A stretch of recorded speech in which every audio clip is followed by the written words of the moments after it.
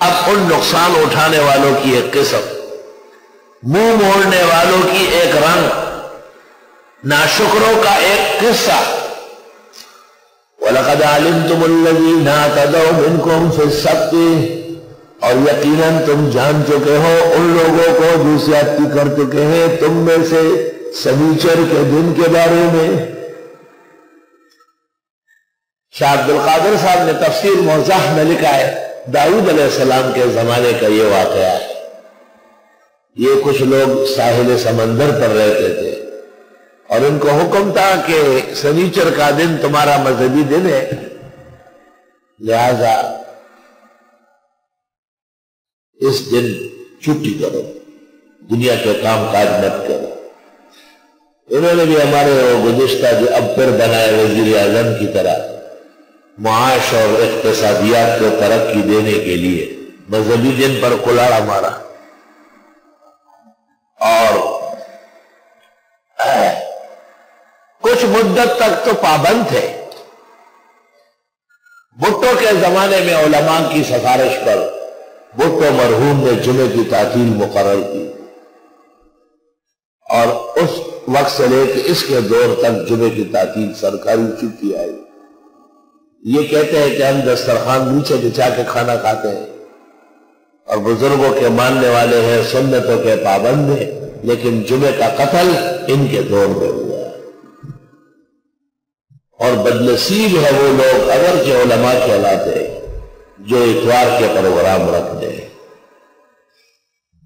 یہ واقعی یعنی ملائکوں کا کام ہے، ملائک۔ تو خوش ہوتا ہے کہ میں نے مدرسے کا افتتاح کرا، شرم تم کو مگر نہیں آئے، اعلانت شک تعداد دے چھٹی دعا چلے اللہ کام دے۔ تم نے پروگرام نہیں کرا، اپنے ادارے کو دفنایا، تم نے لوگوں کی دعائیں نہیں لی، تم نے فرشتوں کی، انبیاء اور شاعر کے قدردانوں کی بد دعائیں لی۔ تم یہ مت سمجھنا کہ چند سیٹ تمہارے گرفت میں آئے اور تم پیسے لے رہے ہو، یہ سب تمہارے لیے زہر حسین کیا ہے، اور قریب تیرے لیے ہلاکت اور وبال ہو۔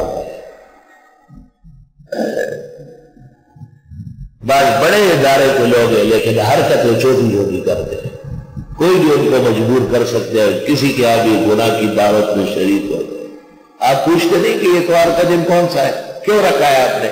ہم نہیں آتے اتوار کے دن، تاکہ آئندہ کے لیے اس کی جرت ختم ہو جائے۔ قلب میں سوز نہیں، روح میں احساس نہیں، کچھ بھی پیغام محمد کا تمہیں پاس نہیں۔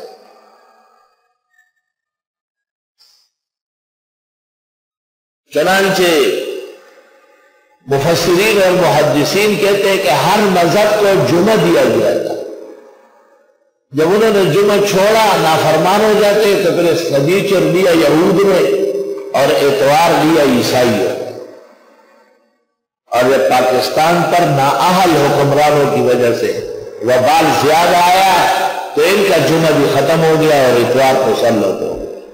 بعض لوگ کہتے ہیں کہ جمعہ کیسے ختم ہے، جمعہ تو ہو رہا ہے، ان کی طرف سے تو ختم ہے، انہوں نے تو کہا کہ کوئی تعطیل نہیں، جاؤ اپنے اپنے کام پر۔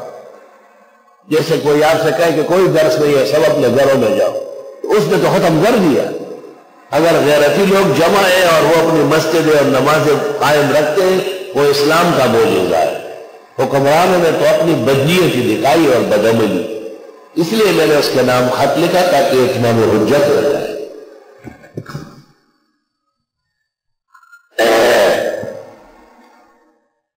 چنانچہ شروع میں تو اسرائیلیوں نے خیال رکھا اور مذہبی دن کو احترام کی نگاہ سے دیکھتے تھے، لیکن امتحان شدید تھا۔ سنیچر کے دن دریا کے اندر مچھلیاں ایسی ایسی ہوتی تھی، تیرتی تھی۔ استاتیہم حیتانہم یوم سبتہم شرعا، سنیچر والے دن مچھلیاں کھل کر آتی، وَيَوْمَ لَا يَسْبِتُونَ لَا تَأْتِيهِمْ، جب سنیچر نہ ہو تو نہیں ہوتی۔ اب مچھلی پانی میں ایسی ایسی ہو رہی ہے، سامنے بنگالی بیٹھا ہوا وہ تو جان دے دے گا اس کو۔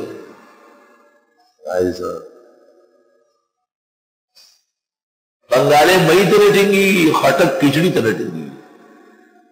لا الہ الا اللہ۔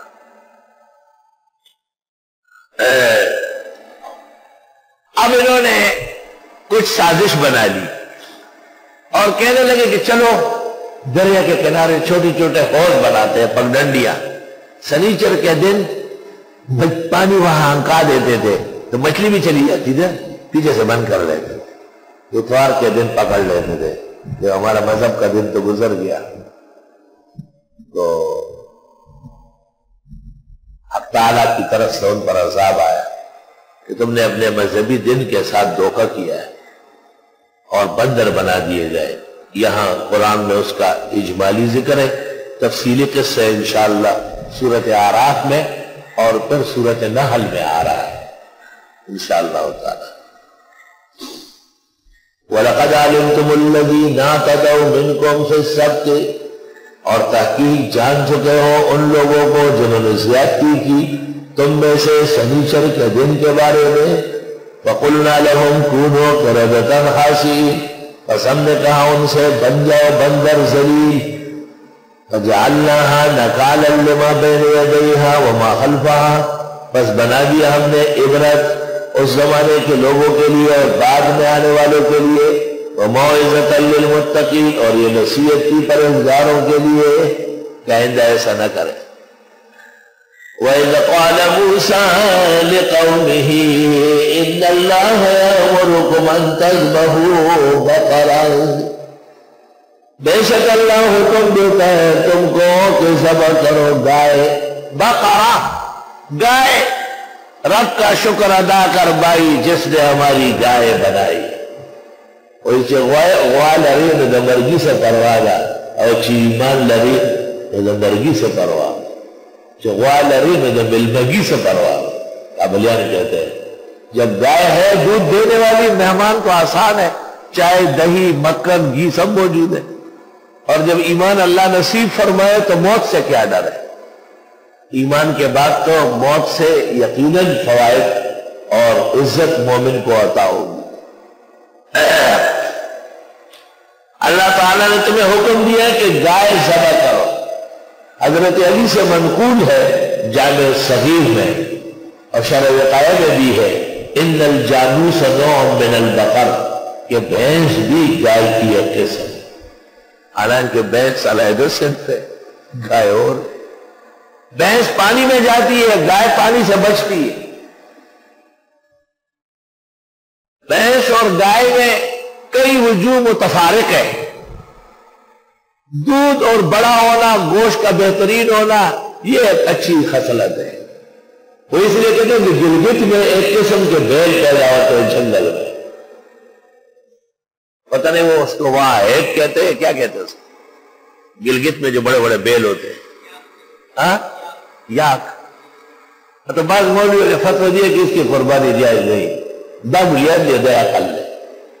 گائے کا حکم میں بھینس داخل ہے جو سری علیحدہ صنف ہے، اور وہ جو جنگلی بیل ہے وہ بیل نہیں ہے، انا للہ و انا الیہ راجعون، بغیر شک شبے اور بغیر کراہیت کے وہ گلگتی بیل قربانی ان کا درست اور صحیح ہے، اور ان کے خلاف لکھنے والے فتوے کے ابجد سے واقف ہیں۔